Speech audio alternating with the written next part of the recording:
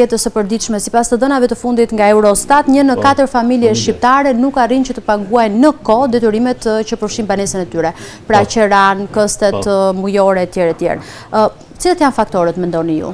Sepse janë rrestuar mungesa të ardhurave, rritja e standardit të jetesës. Sipas studimeve që janë kryer edhe nga vetë stati, edhe nga institucionet ndërkombëtare, pothuajse gjysma e popullisë shqiptare jeton ose në varfëri ose në rrezik varfërie.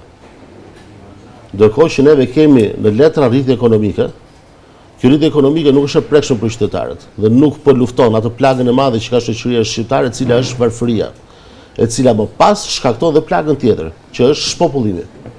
Se shpopullimi ka ardhur kryesisht për elementet varfërisë dhe mungesës së marrjes së shërbimeve bazike, siç është arsimimi i dur, shëndetësia e dur dhe shërbimet e tjera kryesore që janë detyruar të japë të merren nga struktura shtetërore.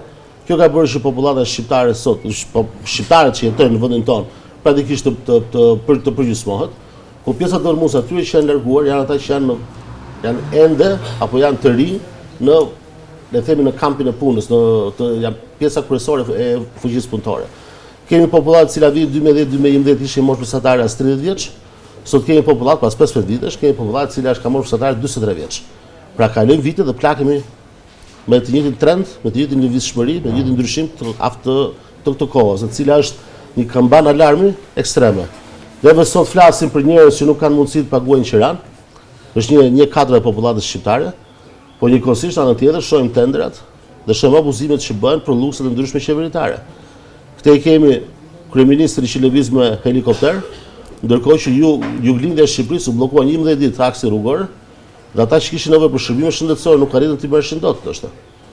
Kështu do të kemi diçka parasysh. Çdo gjë e cila nuk shkon siç duhet, siç është rasti i bllokimit të taksive rrugore, nuk sjell thjesht impakt negativ në ekonomi, e cila bllokon lëvizshmërinë e njerëzve, lëvizshmërinë e fuqisë punëtore, po lëvizshmërinë e mandrave. Kemi impakt edhe në të ardhmen në rritjen e çmimeve dhe kostot përkatëse. Dhe kostja më e parë që u pa cila ishte transporti interurban. Bileta ishte 7.000 lekë, u bë 10.000 lekë direkt, me rritje për 35%, me rritje për 50%. Dhe çfarë do thotë kjo gjë? Që njëti fenomen i rritjes së kostit do transferohet edhe në produktet tjera që konsumojmë ne. Edhe produkte bazike, të miellit, të bukat, të sheqerit, të djathit, të vaj, orizi, makaron dhe kështu me radhë. Pra do ketë impaktin, i cili do të shoqërohet edhe në vijimësi. Por anën tjetër, ajo që është edhe më shqetësuese është fakti që nuk jetojmë në një vend të mbyllur. Jetojmë në një vend i cili kemi bëjmë tregti import-eksport me vendet e tjera. Dhe sidomos tashmë edhe në kuadër të krizës dhe të luftrave në arenën ndërkombëtare, siç është tashmë edhe lufta që po bëhet për të dizinstaluar atë regjim i famkeq në Iran, e cila po justifikon tashmë deri diku rritjen e çmimit të naftës, po e vërtet. Ti kujton diçka shqiptarëve që po na ndjekin.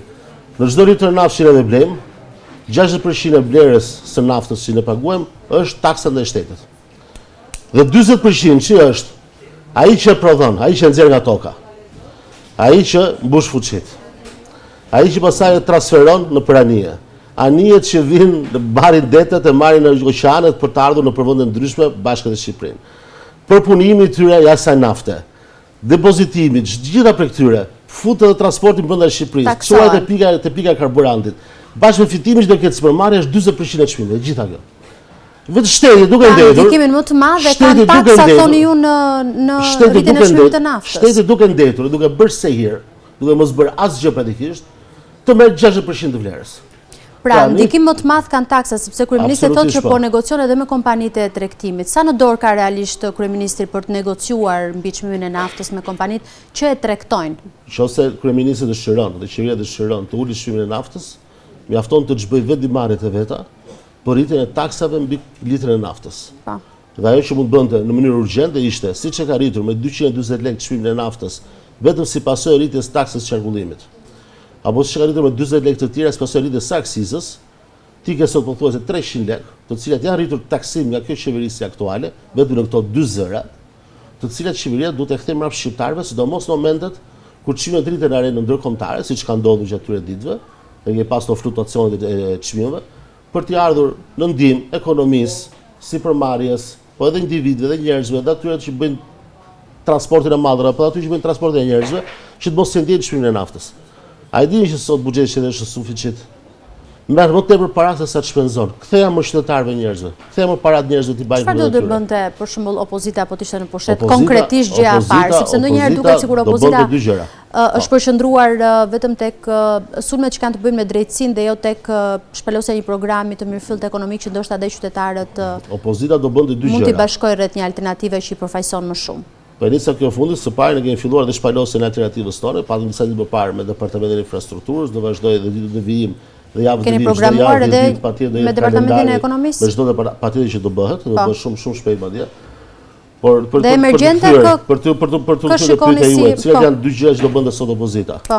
E para herë do bënte atë sigurimin e sasisë së detyrueshme, e cila duhet të ketë çdo operator duhet ta ketë aty në stok, që në momentin që mund të kesh problematika furnizimi, që u vi si pasojë luftrave që ndodhin në arenën ndërkombëtare, siç është rasti edhe konkret, mos ketë shortage, mos ketë mungesa furnizimit të operatorëve vendas.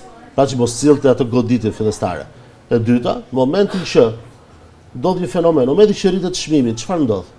Ndodh që rritet TVSH-ja e argëtuar në arkën e shtetit, apo jo? Këto para, siç ndodhi para 4-5 viteve kur ndodhi rritja problematik, që ndodhi me Ukrainën kështu më radh.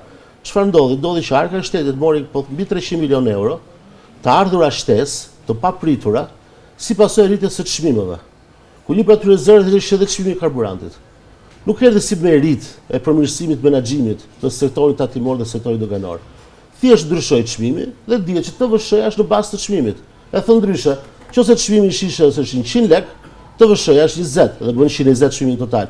Nëse kjo shkon 150, çmimi total për TVSH-n, TVSH bëhet 30 tashmë dhe shkon 180 lekë. Tash ti morë para më tepër. Ktheja qytetarëve, ktheja sipërmarrës, ose nuk erdhi si merit e jotja. I ket pa parashikuara.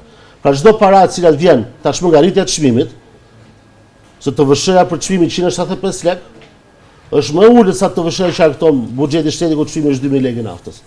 Këtë efekt shtetit ka ardhur ty qyl në arkën e shtetit, ktheja më qytetarëve dhe sipërmarrës në mbrapsht. Për më tepër, ul pas edhe barrat tatimore, që është skandaloze në vetëm vend, nuk ka vend si ne, që mbi 60% e çmimit të naftës të përbëhet nga barra e taksimit, nga barra e shtetit, nga barra qeveritare. Nuk është normale kjo gjë. Që do ketë taksa, patjetër do ketë. Nuk diskuton njeri eliminimin e fenomenit taksim dhe tatim, jo. Por taksat do të jenë të drejta dhe do të jenë të përkojnë me realitetin ku ti je. Dhe në moment të saktuar krizës siç është ashtu momenti, që është momenti që ke fluktuacione edhe në sektorin, edhe në tregjen ndërkombëtare të tregtimit të hidrokarbureve, në këtë moment i qeveria e përgjithshme duhet të ndërhyjë nga njëra anë duke siguruar furnizimin dhe nga anën tjetër duke bërë uljen e barrës në mënyrë që të mos kemi rritje të çmimit. Çfarë kusuri kanë qytetarët se ti ke qenë i paaft për të siguruar një konkurrencë të lirë dhe ndershme në tregun e hidrokarbureve? Se ne dimë shumë se funksionon tregu karburantëve në Shqipëri. Ke 3-4 operator, të cilët kanë rënë dakord qytetarisht me njëri tjetrin, që caktojnë çmimin në mesazhe siç ka dalë edhe në media, dhe qeveria flet gjumë qëllimisht, autoriteti i konkurrencës që drejtohet përsëri nga mazhoranca flet gjumë qëllimisht. Çfarë kusuri kanë bizneset shqiptare të transportit? Ato që bëjnë transportin në Tiranë, ato që bëjnë transportin ndër qytetas, ato furgona që lëvizin në banë Shqipërisë për të çuar njerëz që kanë hallë që vinë që lëvizin, nuk lëvizin njëri prej shefit, kanë punë dhe janë detyruar. Çfarë kusuri ka një korçaj të paguaj nga 7.000 lekë biletën dhe 10.000 lekë biletën? Se nuk jetë jaftë të ndërtosh rrugë përkundër se shkon dhe vjedh rrugët. Çfarë kusuri kanë ata që të rritet çmimi i naftës kur nuk duhet të rritet, se nëse shkon në afat gjatë, është tjetër diskurs. Po të rritet dje në bursë dhe sot më një herë, të rritet në pompat e naftës tonë diçka e paimagjinueshme, nuk do ta sekundi. Si është të mundi çmimi rritet më herë në Shqipëri brenda 24 orëve, ku rritet tregjet ndërkombëtare, dhe qeveria justifikohet shikoj se u rritet tregjet ndërkombëtare çmimi, por kur ulet në tregjet ndërkombëtare nuk ka bërë njëta ulje. Impakti nuk është aq i shpejtë. Pse nuk dihet qeveria kur vjen ulja, po ndihet vetëm kur vjen rritja? Çfarë do thotë që janë në dakordsi të plotë dhe në sinkron të plotë me operatorët kryesorë të importimit dhe të tregtimit të hidrokarburëve në Shqipëri? Se justifikim tjetër nuk ka. Pra janë disa masa të cilat qeveria ka dorë t'i bëjë.